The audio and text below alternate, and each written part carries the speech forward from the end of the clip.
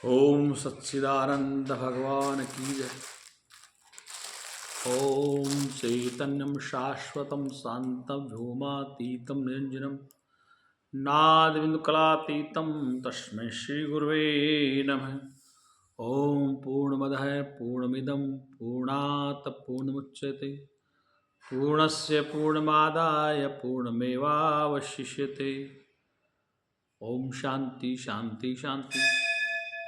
प्रियात्मन, आज आपके सामने फिर हम कठोपनिषद लेके पेश हुए हैं। तो कठोपनिषद की तीसरी वल्ली का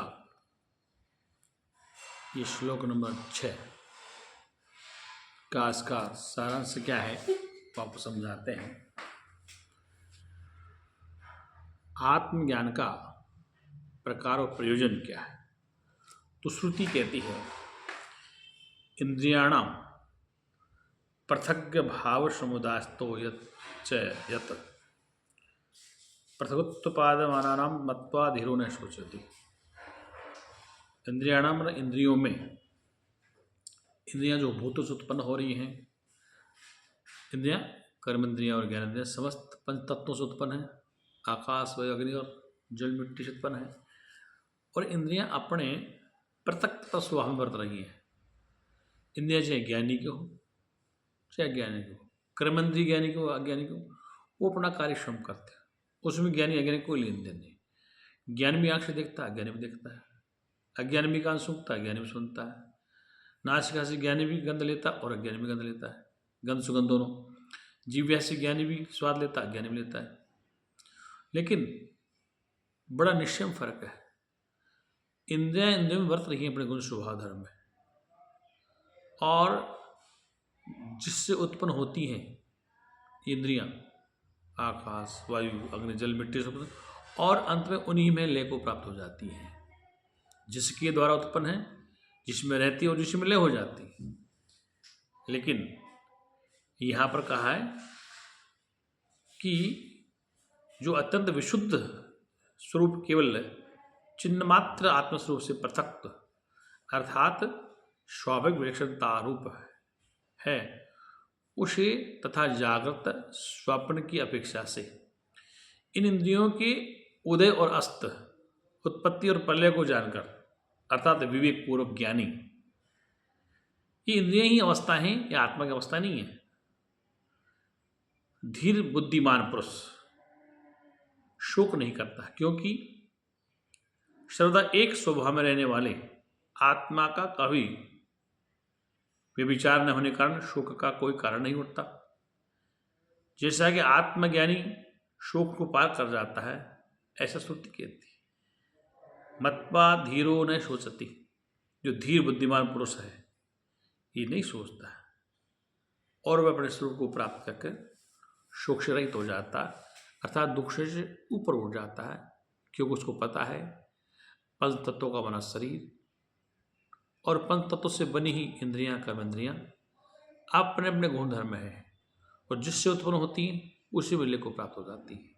इसलिए धीर विवेकी ज्ञानवान आत्मज्ञानी ब्रह्मवेता तत्ववेता महापुरुष कभी भी शोक नहीं करते, क्योंकि ये तो नियम प्रकृति का।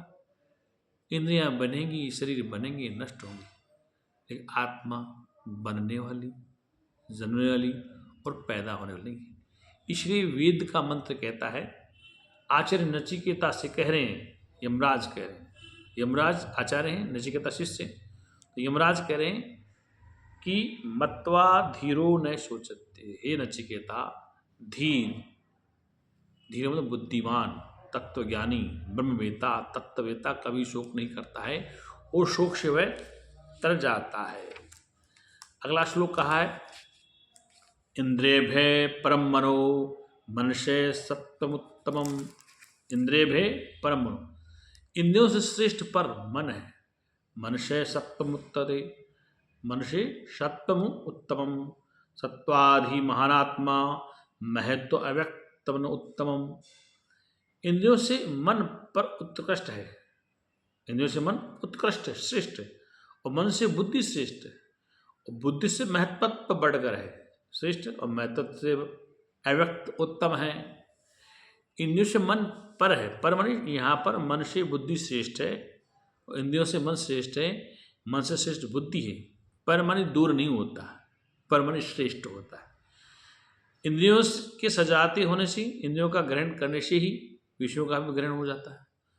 इंद्रियों के सजाते होने से, उसी जाति के मतलब उसी परंपरा के होने से, इंद्रियों का ग्रहण करने से ही विषयों का भी ग्रहण हो जाता है। अन्य सब पूर्वत समझना चाहिए। सत्व शब्द से यह बुद्धि कहेगा, ये सत्व बुद्धि है। तो यहाँ पे कहा कि हे नचिकेता, शरीर से श्रेष्ठ इंद्रियां हैं, इंद्रिय श्रेष्ठ मन है, मन श्रेष्ठ बुद्धि है, बुद्धि श्रेष्ठ आत्मा अव्यक्त है। और जो आत्मवेता है, तत्ववेता है, जिसने अपने स्वरूप को जान लिया, आत्मवेता है, वह न सोचती, वह शोक को न शोक है, मत्वा धीरो न सोचती। जो मत्वा ज्ञानी है, वह धीर पुरुष मत्वा धीरो न सोचती, वो शोक नहीं करता है। अब आई श्लोक नंबर 8 कठोपनिषद, क्योंकि लंबा परिषद है, इसे एक श्लोक और ले लेते हैं। अव्यक्ता तु परम पुरुषो व्यापको लिंग एव च यम ज्ञात्वा मुच्यते जंतुर अमृतत्व त्यगच्छति। अव्यक्त से ही पुरुष श्रेष्ठ है। अब अव्यक्त से पुरुष श्रेष्ठ है, और वह व्यापक तथा अलिंग है, जिसे जानकर मनुष्य मुक्त हो जाता है। यम ज्ञात्वा उसे जानकर, मुच्यते और अमृत जंतुर अमृतत्व तक च गच्छति, और अमरता को प्राप्त हो जाता है। ही नचिकेता, अव्यक्त से भी पुरुष श्रेष्ठ। पुरुष, वो पुरुष एक ही है। पुरुष कहो, ब्रह्म कहो, अपरंपार कहो, अक्षर कहो, वो पुरुष एक ही, और वह व्यापक है तथा अलिंग है, जिसे पाक जानकर मनुष्य मुक्त हो जाता है और अमर तत्व को प्राप्त हो जाता है, अर्थात अपने स्वरूप को जान जाता है। यहाँ कहा है कि अव्यक्त से श्रेष्ठ पुरुष बता दिया। कठोपनिषद शंकराचार्य भाष्य कर रहे हैं कि अव्यक्त से भी श्रेष्ठ पुरुष श्रेष्ठ है। वह आकाश से संपूर्ण व्यापक, पदार्थों का भी कारण होने से व्यापक है। आकाश, वायु, अग्नि, जल, मिट्टी, अब इन सब का अधिष्ठान होने से